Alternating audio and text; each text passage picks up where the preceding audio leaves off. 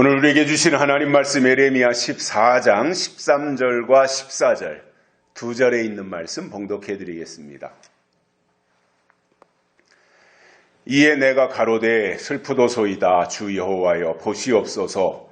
선지자들이 그들에게 이르기를 너희가 칼을 보지 아니하겠고 기근은 너희에게 이르지 아니할 것이라. 여호와께서 이곳에서 너희에게 확실한 평강을 주시리라 하나이다.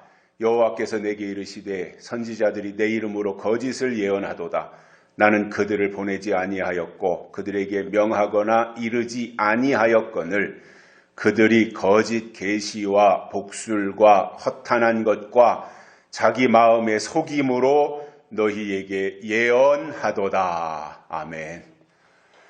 한 주간 동안도 평안하셨습니까? 비가 좀 제법 내렸고요.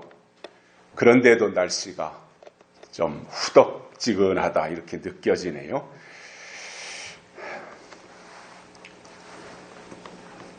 그러나 이제 계절이 가을이 깊어가고 또 겨울이 다가오고 있는 이 환절기에 우리 모두가 다 건강 잘 챙기셨으면 좋겠습니다. 저는 대외적으로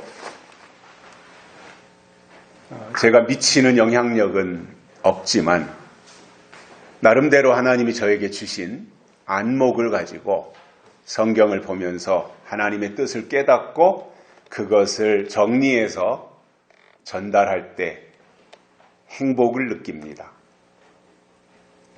왜냐하면 저같이 부족한 것이 많은 사람이 감히 하나님의 뜻과 계획을 깨달았다고 하는 것에 대한 기쁨이 있고요.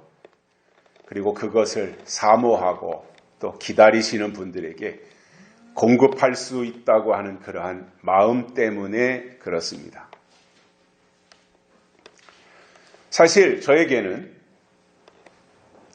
하나님이 남들이 갖지 못한 장점들을 많이 주셨는데 그 중에 하나가 성경 속에서 하나님의 약속을 발견한다라는 것입니다. 다른 사람들은 그냥 과거 읽었던 성경, 옛날에 읽고 스쳐 지나갔던 성경 이렇게 생각하고 가볍게 지나갈지 모르지만 저에게는 사소한 것이라도 그 속에 담겨진 하나님의 약속들이 보인다는 것입니다. 저는 가끔씩 뇌성마비 장애를 가진 송명희 시인의 그 작사한 찬양이 제 머릿속에 떠오르곤 합니다. 나 가진 재물 없으나 나 남이 가진 지식 없으나 나 남에게 있는 건강 있지 않으나 나 남이 없는 것 있으니 나 남이 못 본 것을 보았고 나 남이 듣지 못한 음성 들었고 나 남이 받지 못한 사랑 받았고 나 남이 모르는 것 깨달았네. 공평하신 하나님이 나 남이 가진 것 나 없으나 공평하신 하나님이 나 남이 없는 것 갖게 하셨네. 하나님은 공평하신데 그 이면에는 하나님이 특정한 어떤 한 사람에게 모든 것을 다 주시지 않았다는 사실입니다. 그래서 목소리가 꾀꼬리같이 예쁜 사람에게는 인물이 없다든가 인물이 출중한 사람은 건강이 약하다든가 공부를 잘하는 사람은 키가 작다든가 운동을 잘하는 사람은 공부를 못한다든가 공부를 못하는 사람은 다른 사업하는 재주가 있다든가 이렇게 골고루 다 사람들이 단점이 있는가 하면 반드시 장점이 있다는 거예요. 모든 사람이 다 똑같습니다. 제가 만나본 사람 중에도 그 단점이 먼저 보이는 사람들이 있잖아요. 외모가 좀 이런 표현이 적절할지 모르지만 외모가 좀 별스럽지 않으면 그게 눈에 먼저 들어오잖아요. 그런데 내면이 못된 것들은 안 보이잖아요. 그러니까 눈에 들어오는 것을 장점으로 먼저 보는 거예요. 그런데 제가 만나본 사람들, 수 없는 사람들을 만나봤는데 대부분의 사람들이 거의가 다 단점보다는 장점이 많더라는 것입니다. 그리고 하나님은 우리의 단점을 보시고 외면하는 것이 아니라 우리의 장점을 보시고 쓰시더라는 거예요. 너는 이런 단점이 있으니까 너는 안 돼. 너는 이게 단점이니까 너는 배제시켜야 돼. 이것이 아니라 하나님은 우리의 장점을 보고 쓰시더라는 거예요.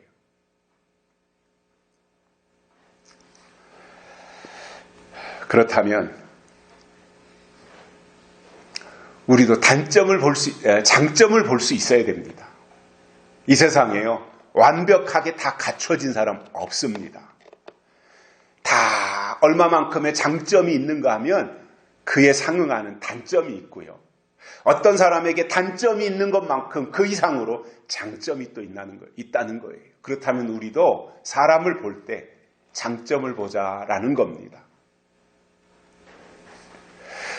그래서 우리가 살고 있는 이 사회는 다양한 사람들이 모여서 하나의 공동체를 이루고 살아가는데 어떤 사람이 눈에 보이는 어떤 면이 좀 모자라다고 해서 비난하기보다는 서로 상대를 존중하며 사는 사회가 돼야 됩니다.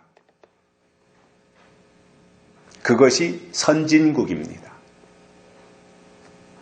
후진국은 비난부터 하고 손가락질부터 합니다.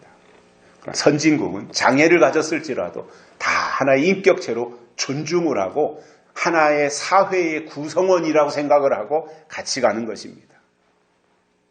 그래서 그런 풍토가 만들어져야 되겠다. 우리가 또 영적인 공동체를 이루고 가는 데 있어서도 그러한 토양이 만들어져야 되겠다. 그런 생각을 가져봤습니다. 오늘 읽어드린 본문 13절에 보면 거짓 선지자들이 백성들을 향해서 거짓으로 예언한 내용을 설명하고 있습니다. 거짓 선지자에 대해서는 구약 성경에서도 이사야, 에레미야, 스가랴 이런 곳에서 설명을 하고 있습니다. 또 신약에 와서도 예수님이나 베드로나 사도 요한이나 이런 분들이 거짓 선지자에 대해서 말씀을 해주고 있는데 이 거짓 선지자라고 하는 것은 거짓말을 가르치는 선지자라 이거예요. 그리고 거짓 선지자들이 나타나서 하는 일은 약속이 아닌 것으로 미혹하고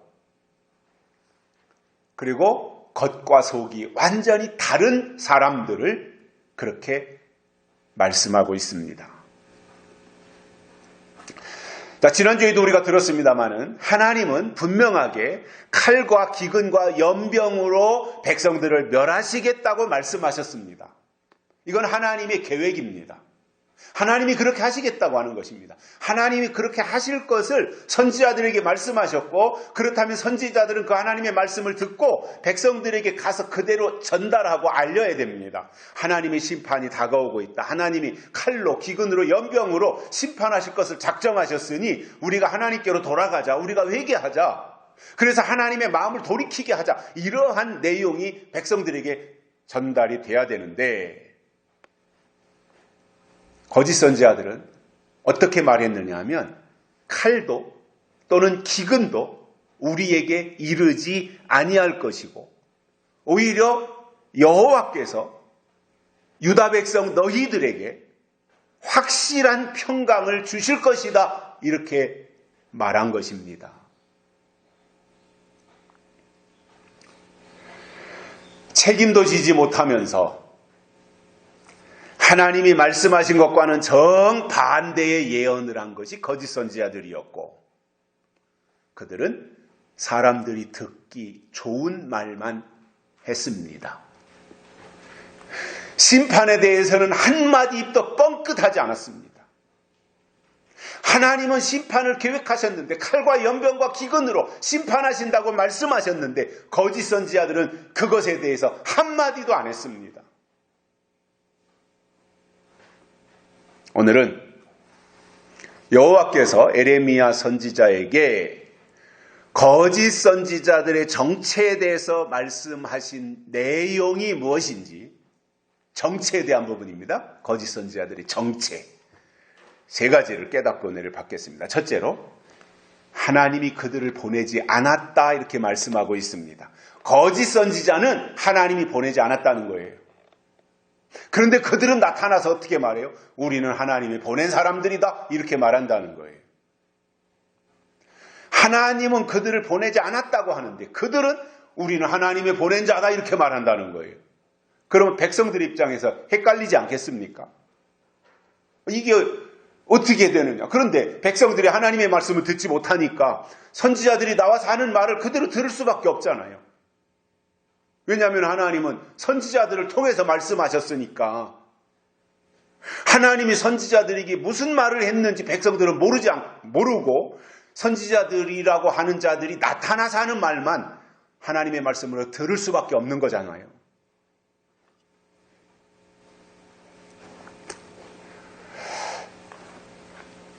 여기에 필요한 것이 고도의 분별력입니다.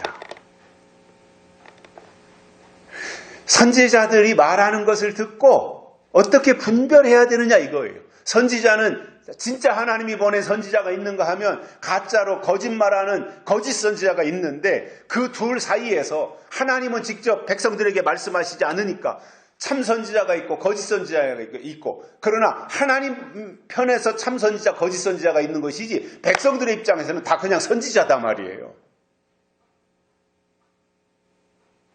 그러면 그것을 어떻게 분별하느냐가 그 다음 순서로 중요한 건데, 선지자는 다리를 쩔뚝거리든지 아니면 코가 삐뚤어졌든지 하나님이 보내셔야 하나님의 종입니다. 하나님의 종이라는 말은 하나님이 보내신 자다 그 말입니다. 그런데 말로는 우리가 하나님의 선지자라고 하면서 거짓을 예언하고 거짓 평화를 말한 겁니다. 하나님은 쓰실 사람들을 먼저 부르세요. 이리 와라 하고 하나님이 부르세요. 그리고 일정 기간 그들을 훈련하신 이후에 그들을 다시 보내시는 거예요. 하나님의 역사는 먼저 부르시고 그리고 나서 보내신다. 부르신 자들을 다시 보내신다는 것인데, 이것을 신학적으로는 부르시는 것을 소명이라고 합니다. 소명. 그리고 보내시는 것을 사명이라고 합니다. 자, 그러면 구약에서 선지자는 백성들에게 하나님의 말씀을 증거하라고 하나님이 보낸 종입니다. 그러면 참 선지자라면 그때마다 주시는 하나님의 말씀을 받아서 가감하지 말고 전파해야 됩니다. 그런데 거짓 선지자는 하나님이 보내지 않은 자들이기 때문에 그들 속에 아무런 내용이 없는 거예요. 하나님의 말씀이라고 말은 하는데 그 내용, 그 속에 아무런 내용이 담겨져 있지 않다는 거예요. 마태복음 7장에서 예수님은 이런 말씀을 하셨습니다. 거짓 선지자들을 삼가라. 양의 옷을 입고 너희에게 나오나 속에는 노략질하는 일이라. 이렇게 말씀하셨습니다. 예수님의 말씀입니다. 양의 옷을 입었는데, 겉으로 볼 땐 양인데, 겉으로 볼 땐 주의 종인데, 속은 노략질하는 이리가 들어앉아 있다. 그 말씀을 하신 것입니다.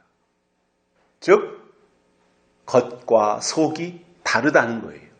거짓 선지자는 겉과 속이 달라요. 이름과 내용이 일치하지 않아요. 그러면 겉으로 양의 옷을 입었다 그래서 양으로 생각한다면 안 된다 그 말이잖아요, 예수님이. 즉 겉모습에 속을 것이 아니라 속을 볼 수 있어야 된다. 속에는 노략질하는 이리가 들어앉아 있는지 아니면은 하나님의 천사가 들어앉아 있는지 속을, 내용을 볼 수 있어야 된다. 그 말씀을 하시는 거지 않습니까? 자, 그러면 하나님이 보내셨는지 또는 하나님이 보내지 않았는지를 알 수 있는 방법이 뭐냐는 거예요. 겉과 속이 다른 사람들이 거짓 선지자인데 속에는 노략질하는 이리가 들어앉아 있는 사람이 거짓 선지자인데 그렇다면 그 속을 우리가 볼 수 있어야 된다는 거예요. 그런데 그 속을 보는 방법이 뭐냐는 거예요. 이겁니다. 목소리를 들어보는 겁니다. 목소리가 그 사람의 내용이고 그 사람의 속 마음인 겁니다. 그리고 그 목소리가 그 사람의 실체입니다. 겉으로는 얼마든지 가장할 수 있습니다. 겉으로는 얼마든지 위장할 수 있고 겉으로는 가면을 쓰고 나타날 수 있습니다. 그러나 그 사람의 말은 바꿀 수 없습니다. 창세기에 보면 형 에서의 축복을 가로채기 위해서 나이가 이제 많이 들어서 돌아가실 날이 가까워진 아버지 이삭에게로 야곱이 들어가서 축복을 가로채는 장면이 나옵니다. 그때 당시에는 반드시 아버지의 그 모든 재산이나 이런 축복이 그 다음 장자에게로 가는 구조입니다. 그래서 그때는 이제 족장 시대니까 아버지가 족장이잖아요. 아브라함이 족장이었고 아브라함의 아들 이삭이 족장이고 그리고 이삭의 아들이 에서와 야곱이 있는데 그 중에서 에서가 쌍둥이 중에서 장자로 나왔으니까 에서에게로 장자권이 가야 되는 것이 맞는 것이고 그것이 순서였던 거예요. 그런데 그것을 야곱이 가로채는 장면이지 않습니까? 그러면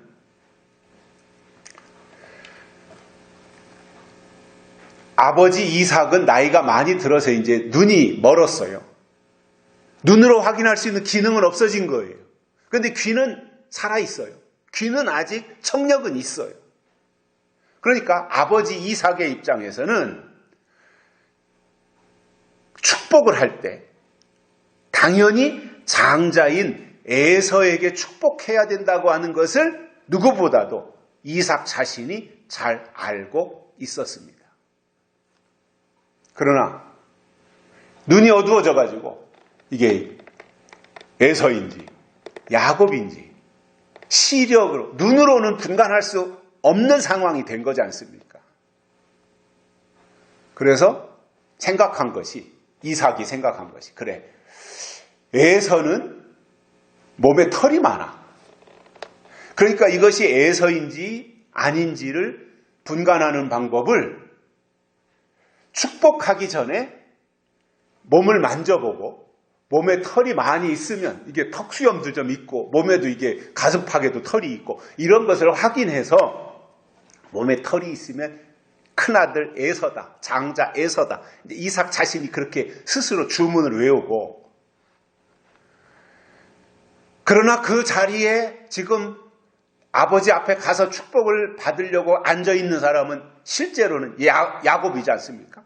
근데 야곱이 에서처럼 분장을 하고 몸에다가 털을 부착하고 그리고 가서 아버지 앞에 앉으니까 아버지 이삭이 더듬더듬 와가지고 뭐 얼굴도 만져보고 이렇게 몸 몇 군데 만져보니까 털이 많이 있단 말이에요. 그러니까 에서가 맞구나 이렇게 생각을 했습니다.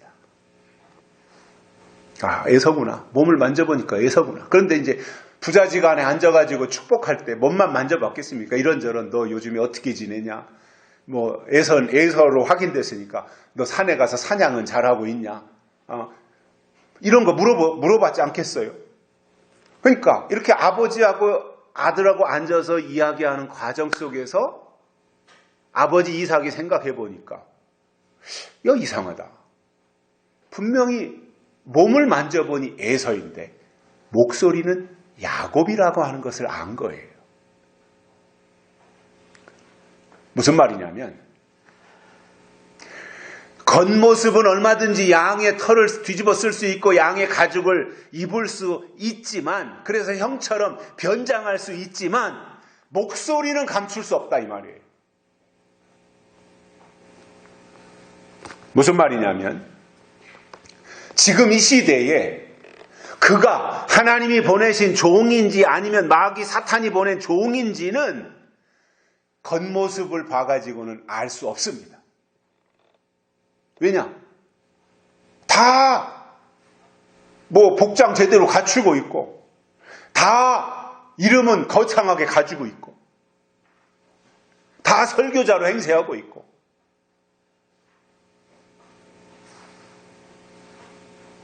그런데 목소리를 들어보면 그 사람의 정체가 누구인지 금방 알 수 있는데 목소리를 듣는다고 하는 것은 그 사람의 설교를 듣는다 그 말이에요. 설교는 위장을 못해요. 설교는 속일 수 없어요. 그 사람의 속에 있는 것이 설교를 통해서 나오는 거예요. 그 사람의 속에 들어있는 영이 설교를 통해서 고백되는 거예요. 그래서 성숙한 신자들은 목사라는 이름에, 설교자라는 이름에, 부흥 강사라고 하는 이름에 속는 것이 아니라 그 사람이 하는 설교의 내용을 유심히 들어서 그가 하나님께 속한 종인지 사탄에게 속한 거짓 선지자인지를 분석하고 분별할 수 있어야 된다 그 말입니다. 여러분, 설교라고 하는 것은 그 목사의 신앙 고백입니다. 설교는. 그리고 설교는 그 목사가 하나님에 대한 지식을 어떻게 가지고 있느냐. 이것을 설교를 통해서 고백하는 거예요.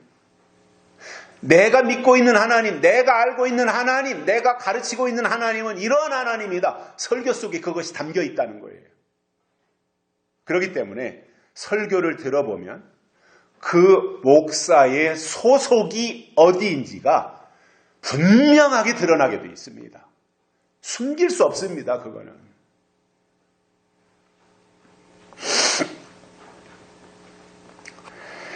그래서 그가 하는 설교에 하나님의 약속이 담겨져 있는지,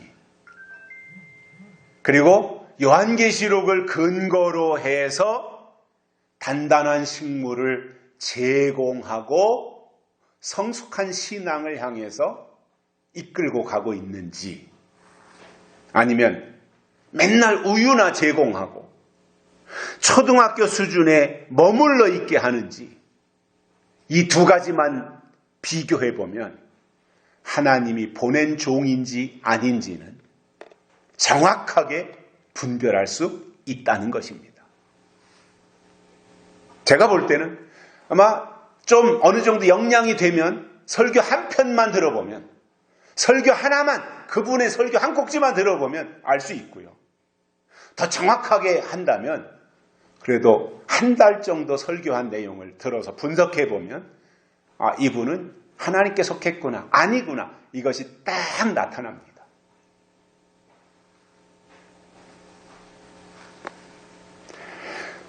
하나님이 보낸 종은 그 입에서 반드시 그 시대에 주시는 하나님의 약속이 나오고 하늘의 법인 예언의 말씀을 증거하게 되어 있습니다. 이건 공식입니다. 그러나 거짓 종은 때가 한참 지나간 저 옛날 얘기, 과거에 그 율법으로 땅에서 복이나 받으라고 하는 식의 설교를 하기 때문에 내용을 잘 들으면 얼마든지 분별할 수 있습니다. 제가 이렇게 말하면 굉장히 듣기 싫어하고 저를 향해서 욕하는 사람들이 있을지 모르겠습니다만은 하나님의 약속에 대해서 1년 12달 52주 지날 동안 한 번도 설교하지 않는 사람은 하나님의 종이 아닙니다. 소속이 다른 사람입니다. 정말 하나님께 소속이 됐다면 하나님을 말하게 되어 있습니다. 약속을 말하게 되어 있습니다. 연애할 때를 생각해 보십시오. 서로가 이제 만나가지고 마음에 들고 서로가 그 따뜻한 마음이 생기고 상대방에 대해서 호감을 가지게 되고 그리고 이제 사랑하는 마음이 생기고 가슴이 뜨거워지고 그러면 그 사람에 대해서 모든 것이 장점이 보이고요. 그래서 어디를 가서 친구들을 만나든 집에 가서 부모님들을 만나든 내가 요즘 만나서 사귀고 있는 그 애인에 대해서 계속해서 말하고 싶어지게 돼 있어요. 그 사람에 대해서 말하는 거예요. 이게 좋고 저게 좋고 뭐 형제들은 이렇고 집안은 이런 집안이고 그 장점들을 말하게 돼 있습니다. 정말 그 속에 하나님이신 약속이 있다면 하나님의 약속과 예언에 대해서 말하게 되어 있고요. 말을 잘 하지 않더라도 이 듣는 역량이 발달해가지고 귀가 발달해가지고 들어서 분별하는 능력이 생기게 되어 있습니다. 사도 요한은 요한일서 4장에서 이런 말씀을 하셨습니다. 영들이 하나님께 속하였나 시험하라. 즉 예언의 말씀을 전하는지 전하지 않는지를 시험하라는 것입니다. 그렇게 해야 되는 이유가 있습니다. 왜 시험해야 됩니까? 많은 거짓 선지자가 세상에 나왔기 때문이다. 이렇게 말씀하고 있어요.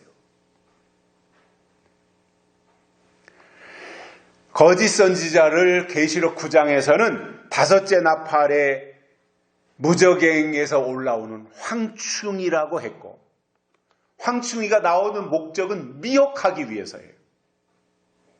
그래서 연기 가운데서 올라와서 자기를 감추고 나타나서 미혹하기 때문에 음녀 또는 미혹자, 거짓 선지자 이렇게 황충이를 부르는 것입니다.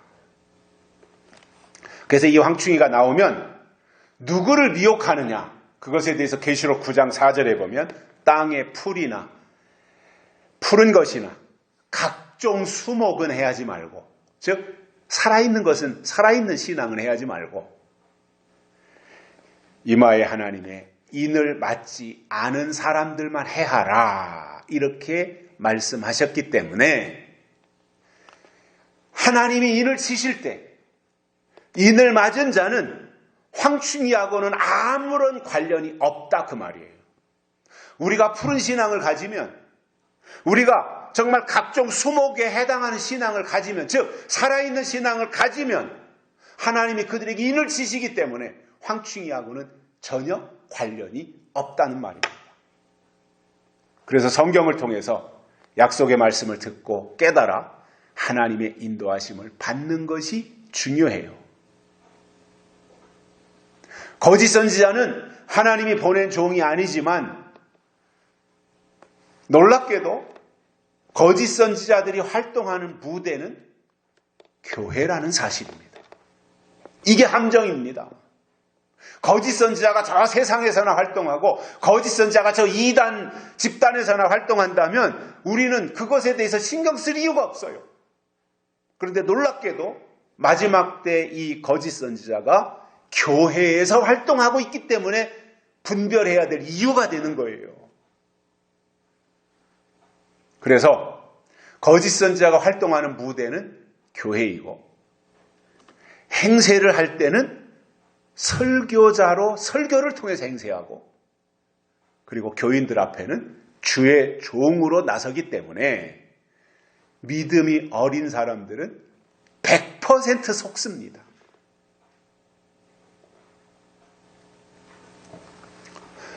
우리가 신앙이 성숙해야 되는 이유가 있습니다. 우리가 단단한 식물을 먹고 장성해져야 되는 이유가 있습니다. 마지막 때 나타나서 미혹하는 거짓 선지자를 이겨야 되기 때문인데, 그래서 신앙이 성장하고 신앙이 장성하고 그리스도의 분량까지 우리의 영적인 수준이 단계가 높아져서 우리가 땅에서 살지만 우리의 믿음의 위치는 높은 데다가 두고 높은 데서 양식을 구하며 살아야 된다는 겁니다. 아무리 유명한 설교자이고 큰 교회를 등에 업고 있으면서 수많은 사람들이 떠받들고 추종한다고 할지라도 거짓 선지자는 하나님이 보낸 종이 아닙니다.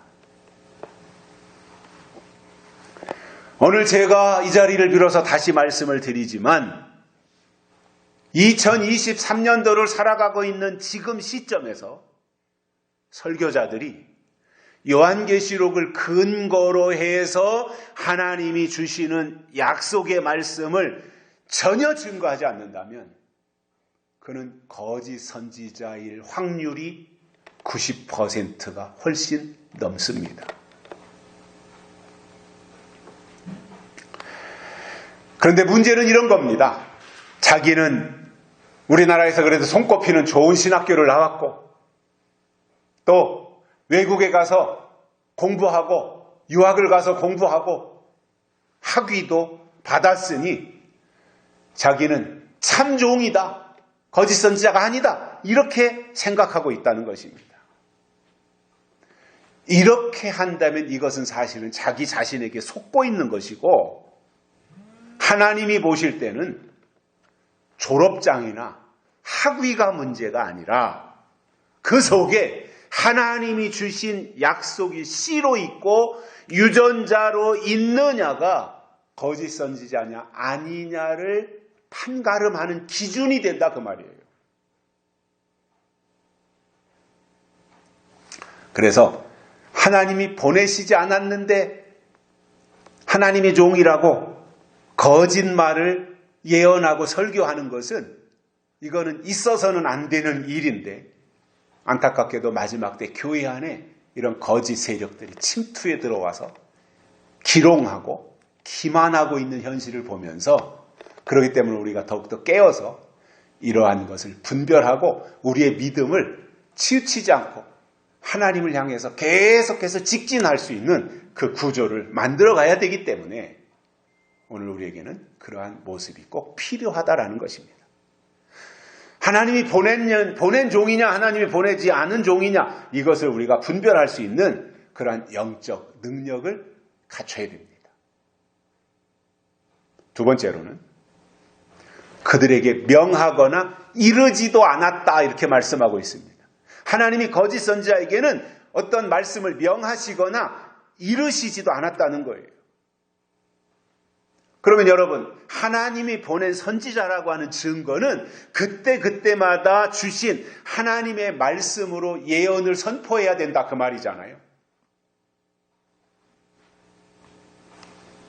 그래서 자기를 부르신 분을 위해서 일해야 되고 보내신 분을 위해서 일해야 되는데 부르신 것도 없고 보내신 것도 없고 명하신 것도 없고 이르신 것도 없다면 그는 자기를 위해서 일하는 사람이지 하나님을 위해서 일하는 사람이 아니다 그 말입니다. 제가 어렸을 때 살던 고향에는 농사를 그 지역에서 제일 많이 짓는 부잣집이 있었습니다. 그 집에 가면 늘 부엌 일을 하는 식모가 있었어요. 그때 당시에. 그리고 논이나 밭에 가서 일을 하는 머슴이 있었습니다. 자, 그러면 식모나 머슴이 온갖 굳은 일은 다 해요. 그러나 식모나 머슴이 자기 마음대로 하는 일은 아무것도 없습니다. 식모는 주인 마님이 부엌 일을 하는 사람이니까 마님에게 속한 사람이잖아요, 식모는. 그러니까 주인 마님이 시키는 일을 하는 거예요. 야, 오늘은 김치를 담아야 되니까 파도 다듬고 뭐 마늘도 까고 이렇게 해라. 뭐 배추도 절이고 해라. 이렇게 하면 예 하고 그 일을 하는 거예요. 시킨 그 일을 하는 거예요. 야, 이제 점심때가 다 돼가니까 아침 먹고 빨리 설거지하고 아궁이 다 불 때고 그리고 빨리 점심 준비해라. 그러면 시킨 그 일을 하는 게 식모이고 종입니다. 머슴도 마찬가지입니다. 어이 김씨, 오늘은 저 뒤에 있는 다랭이 논을 갈아엎어야 되니까 그 논을 좀 다 갈아엎게. 그러면 예, 주인님 알겠습니다. 이보게 오늘은 모내기를 하기 위해서 못자리를 해야 되니까 가서 논도 갈아엎고 쓰레질도 하고 모내기 할 준비 좀 하게. 그러면 예, 그럽니다. 그리고 가서 주인이 시킨, 명한, 주인이 일러준 그 일을 하는 것이지 자기 마음대로 할 수 있는 것이 아무것도 없어요. 하나님의 종도 마찬가지입니다. 정말 하나님의 종이라면 그때마다 내려주시는 명령을 듣고 그대로 행해야지, 명령에는 관심도 없이 자기 생색이나 내고 자기가 하고 싶은 일이나 한다면 그는 종이 아니다, 그 말입니다. 요한복음 6장에서 예수님은 이런 말씀을 하셨습니다. 살리는 것은 영이니 육은 부익하니라. 내가 너희에게 이른 말이 곧 영이요 생명이니라. 내가 너희에게 이른 말이, 내가 너희에게 알려준, 내가 너희에게 일러준 말이 영이요 생명이다. 그래서 하나님의 사람이 누구냐 하면 그때마다 하나님이 주신 명령으로 사는 사람들입니다. 창세기를 읽다 보면 노아에 대해서 재미있는 표현이 나옵니다. 하나님이 자기에게 명하신 대로 다 준행하였더라. 이게 노아입니다. 하나님이 노아에게 명하신 그대로 다 준행하였더라. 이것이 노아에 관련해서 창세기에 그 말이 5번이나 나옵니다. 하나님이 자기에게 명하신 그대로 다 준행하였다, 이겁니다. 이게 하나님의 사람입니다. 하나님이 이런 사람들을 통해서 일하시는 것입니다. 자기 마음대로, 자기 생각대로, 자기 계획을 가지고 자기 일을 하는 사람에게 왜 하나님이 이 일을 맡기겠냐, 그 말이에요. 종이 아닌데 왜 그에게 일을 맡기겠냐 말이에요. 모세도 보면 출애굽기에서 명하신 대로 다 행하였더라, 이 말씀이 출애굽기, 레위기에 수도 없이 나와요. 모세는 하나님이 명하신 그대로 다 행했다, 그 말입니다. 무슨 말이에요? 모세에게는 하나님이 주신 명령이 있었고 모세는 그 명령대로 했다, 그 말입니다. 명하신 것이 있었다, 그 말입니다. 그래서 하나님의 종에게는 그때그때 주시는 하나님의 명령이 있어야 하나님의 종이지, 처음 예수 믿을 때 그 모습 그대로 여전히 그 자리에만 머물러 있다면 그 자체가 불법이다 말이죠. 마태복음 7장에 보면 그날에 많은 사람들이 나더러 이르되 우리가 주의 이름으로 선지자 노릇하고 귀신을 쫓아내고 많은 권능을 행했습니다, 이렇게 말했어요. 그때 예수님이 하신 말씀이 내가 너희를 도무지 알지 못하는 이 불법을 행한 자들아 내게서 떠나가라, 이렇게 하셨습니다. 이것은 지금 주신 하나님의 명령은 없고 옛날 것만 붙잡고 그것이 하나님의 뜻의 전부인 것으로 생각하고 살아가는 사람들을 말합니다. 그들은 시대가 바뀌는 것을 모릅니다. 그들은 하나님의 뜻이 새롭게 진행이 되는 것을 알지 못합니다. 그들은 된 일은 알지만 될 일을 모릅니다. 그들은 하나님이 하신 일이 무엇인지는 잘 알고 있는데 앞으로 하나님이 하실 일이 무엇인지에 대해서는 아무것도 모르는 사람들입니다. 예수님이 바리새인들을 향하여 어느 날 어찌하여 내 말을 깨닫지 못하느냐, 이는 너희가 내 말을 들을 줄 알지 못함이니라. 이렇게 말씀하셨습니다. 하나님의 말씀을 들을 줄 알아야 되는데 들을 줄 모른다고 하는 것은 하나님의 사람이 아니라는 말입니다. 이런 사람들에게 하나님의 명령이 있겠습니까? 들을 줄도 모르는 사람에게 하나님이 무슨 명령을 주시겠어요? 그런 사람들에게 하나님이 무슨 말씀을 주시겠어요? 본인도 들을 줄 모르는데, 그리고 본인도 들은 것이 없는데 그가 나가서 하나님을 말할 수 있겠습니까? 하나님의 뜻과 하나님의 법을 제대로 말할 수 있겠습니까? 어림도 없는 겁니다. 예수님도 내가 들은 것을 말한다 그러셨어요. 하나님께 들은 것을 예수님이 말씀하신 거예요. 선지자는 하나님이 들려주신 것이 있어야 그것을 가지고 하나님을 위해서 말하는 거예요. 세 번째로는 거짓 계시와 복술과 허탄한 것과 자기 마음의 속임으로 예언하였다. 이렇게 말씀하고 있습니다. 이게 거짓 선지자입니다.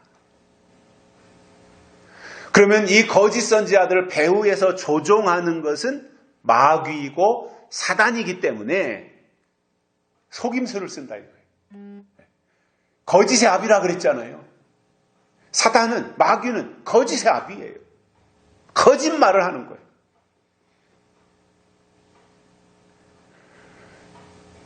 이 신뢰할 수 없는 사람들의 그 부류를 이렇게 분리해 보면 그 중에 가장 대표적인 게 뭐냐면 거짓말을 하는 거예요.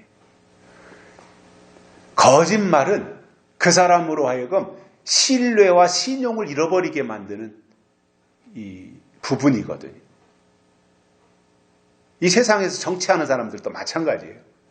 국민들에게 그대로 솔직하게 알려야 돼요. 우리나라 현재 어렵다. 국가적으로 어렵다 그러면 어려운 것을 그대로 알려야 되잖아요. 그런데 국민을 속이고 국민에게 거짓말을 한다고 하는 것은 다른 목적이 있다는 이야기예요. 솔직하게 말한다고 하는 것은 있는 그대로 액면 그대로 다 설명해주고 같이 이 어려움을 같이 극복해내자고 하는 그 호소가 되지만 거짓말을 한다고 하는 것은 이면이 있는 거예요. 다른 생각이 있다는 거예요. 올 봄엔가 문재인 정부 시절에 국민을 속인, 국민을 기만한 몇 가지 내용들이 이제 발표가 됐었는데 그 중에 하나가 뭐였어요? 통계를 조작했다는 거예요. 국가의 통계를 조작했다는 거예요. 통계는 과학이잖아요. 숫자는 거짓말을 안 하는 거예요. 숫자는. 근데 그거를 다 허위로 조작을 해가지고, 왜냐하면 취업률도 떨어지고 국가 경쟁력도 추락하고 있는데 그것이 다 정상이고 다 앞서가는 것처럼 이렇게 통계를 조작했다는 거죠. 국민을 속인 거잖아요. 이 세상에서 거짓말을 잘하는 나라가 공산주의입니다.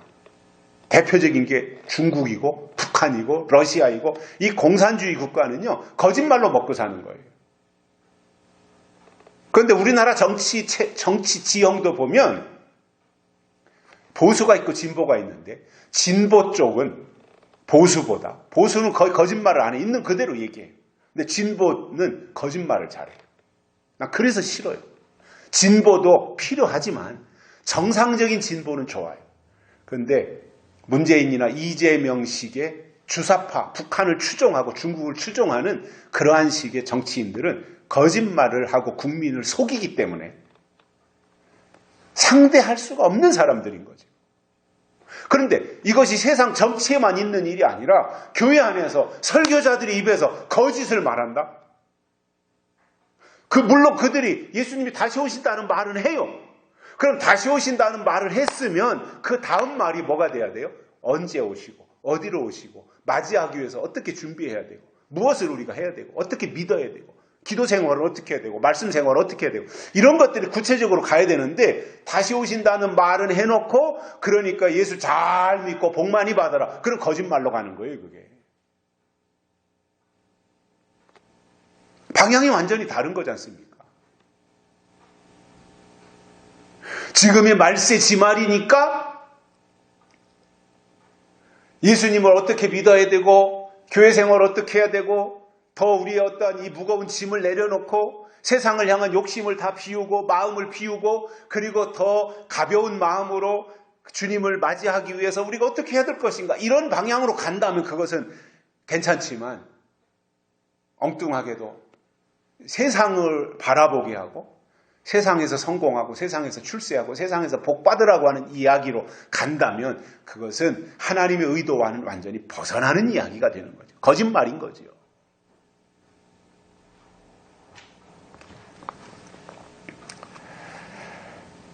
이 거짓 선지자들은 속임수로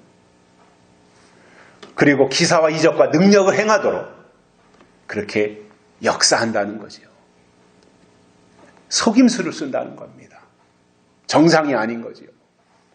심지어는 이러한 표적을 교회 밖에, 교회 안에서 주의 이름으로 행하고 있기 때문에 그것을 이게 하나님의 역사구나 하고 따라갈 수밖에 없다는 데 문제가 있는 거예요. 세상에서 그런 일을 행한다면 그냥 그런가 보다 하겠는데 교회 안에 들어와서 주의 이름으로 행한다는 거지요. 그러면 하나님께 정말 소속을 둔 신앙은 항상 주시는 약속의 말씀에 뿌리를 내리고 가기 때문에 어떠한 현상의 마음을 뺏기지 않아요. 그러나 뿌리가 약한 사람들, 그냥 기복적인 신앙을 가지고 교회 생활하는 사람들은 표적과 기사가 교회 안에서 나타나면 하나님의 역사구나 이렇게 다 인정을 해버린다는 거예요. 그러니까 한 방에 미혹당하는 거죠. 마태복음 24장에서 예수님은 거짓 그리스도들과 거짓 선지자들이 많이 일어나 큰 표적과 기사를 보이어 할 수만 있으면 택하신 자들도 미혹하게 하리라 이렇게 말씀하셨을 정도로 마지막 때 나타날 미혹은 수단 방법 가리지 아니하고 강력하게 나타난다 그 말입니다. 어떤 사람들을 보면 교회에서 직분을 맡아가지고 있으면서 눈에 보이는 기적이나 또는 표적과 이적이 나타나기를 기대하며 신앙생활하는 사람들이 있는데 그러한 사람들은 거짓 선지자가 나타나면 아주 속기가 너무 쉬운 사람들입니다. 꼭 주의해야 될 것이 있는데 교회 안에서 일어나는 역사라고 해서 다 하나님이 하시는 일이라고 생각하다가는 큰일 난다 그 말입니다. 사단은 마지막 때 교회 안으로 위장 침투했습니다. 위장하고 침투에 들어와서 하나님을 믿는다고 하는 사람들을 향해서 속임수를 쓰고 있다 그 말이에요. 그러니까 이 시대를 살고 정말 하나님께로 가려고 하는 마음을 가지고 있는 신앙인들이라면 이 생각을 접으면 안 됩니다. 교회는 하나님의 영이 역사하는 교회가 있고 사단의 영이 역사하는 교회가 있다. 설교자들도 하나님의 영이 임재해서 설교하는 설교가 있고 사단의 영이 임재해서 설교하는 설교가 있다. 이것을 꼭 생각하고 있어야 됩니다.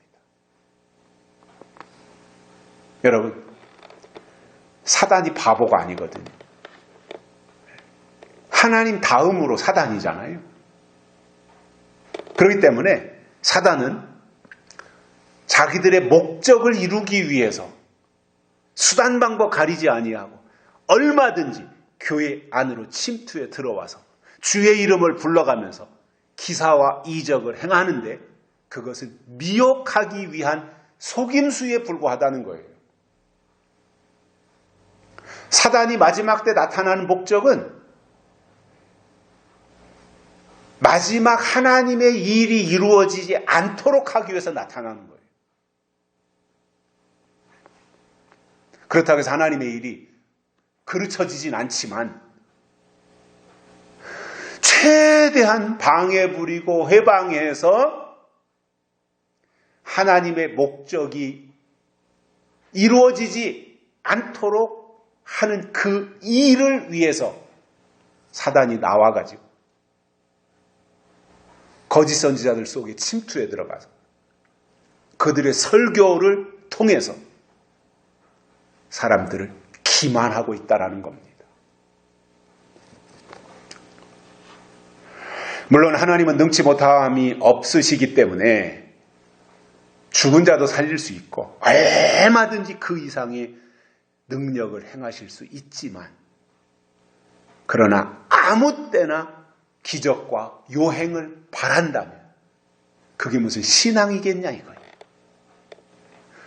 우리 기독교는 말씀의 종교이고 하나님은 말씀이십니다.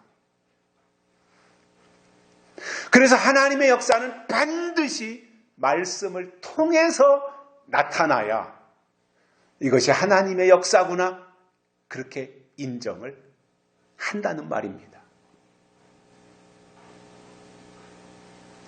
그래서 우리가 성경을 보면서 깨닫는 것은 예수님이 이 땅에 오시기 전에 이미 700년 전부터 이사야 선지자를 통해서 메시아가 오신다. 하나님의 아들이 오신다. 계속해서 예언했잖아요. 말씀이 먼저 왔고 그리고 때가 되니 예수 그리스도께서 이 땅에 오신 거예요. 말씀이 먼저 왔고 때가 되니까 그 말씀이 이루어져 예수님이 오신 겁니다.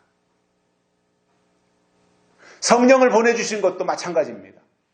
성령을 보내주시겠다고 하는 말씀을 먼저 주셨고 때가 되니까 마가다락방에 성령을 보내주신 겁니다. 항상 하나님의 역사는 말씀이 먼저 있어야 됩니다.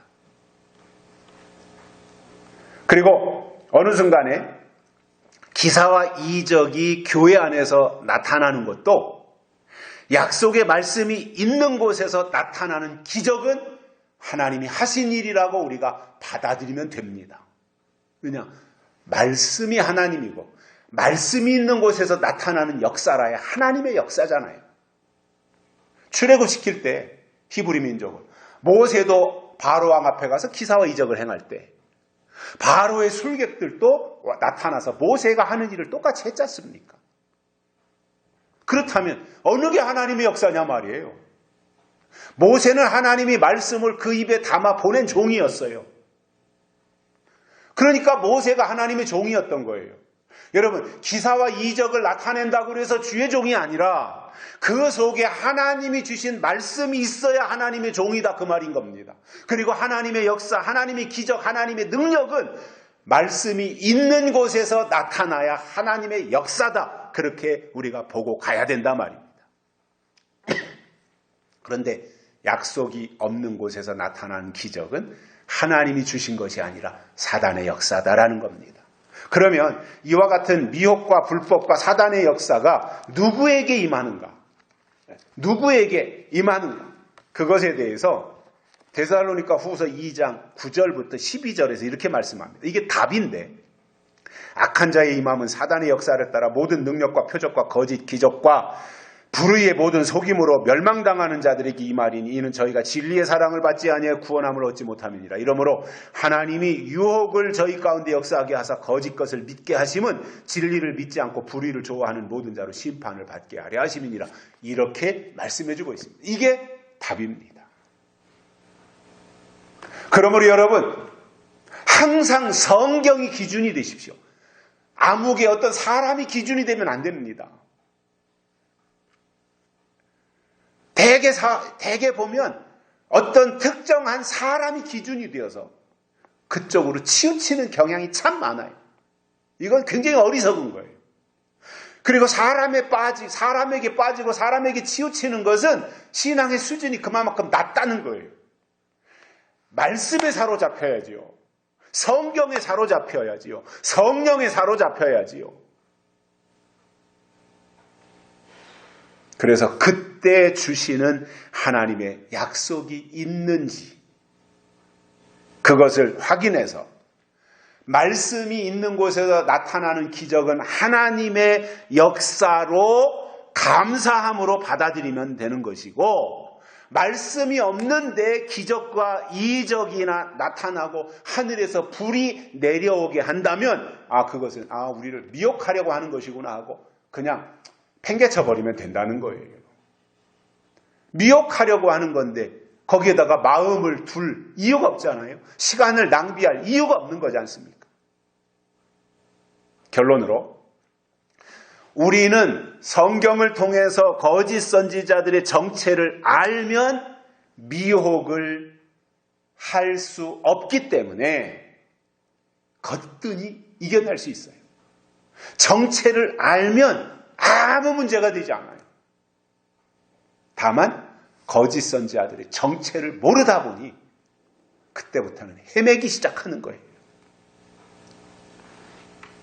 거짓 선지자는 소속이 하나님이 아니고 하나님이 그들을 보내지도 않았고 그들에게 명하거나 이런 말이 전혀 없다는 것을 아시고 우리가 성경을 근거로 해서 미혹을 이겨내는 하나님의 종들이 되시기를 주의 이름으로 축복합니다. 살아계신 하나님 감사합니다. 오늘도 우리를 불러주시고 말씀을 듣게 해주셔서 감사를 드립니다. 거짓 선지자들의 정체에 대해서 오늘 우리가 말씀을 들었습니다. 이러한 내용들을 우리의 마음에 잘 간직하고 새겨서 어떤 경우도 말씀이 중심이 되고 말씀이 기준이 될지언정 우리 눈앞에 나타나는 현상에 마음 뺏기는 일이 없도록 은혜를 베풀어 주옵소서. 다시 오실 예수님의 이름으로 간절히 기도드리옵나이다. 아멘.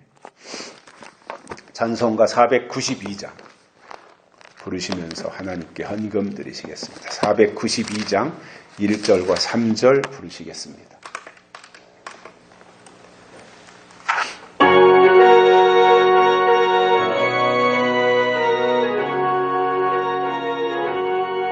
나의 영원하신 길로 생명보다 귀하다. 나의 갈 길 다가도록 나와 동행하소서. 주께로 가까이 주께로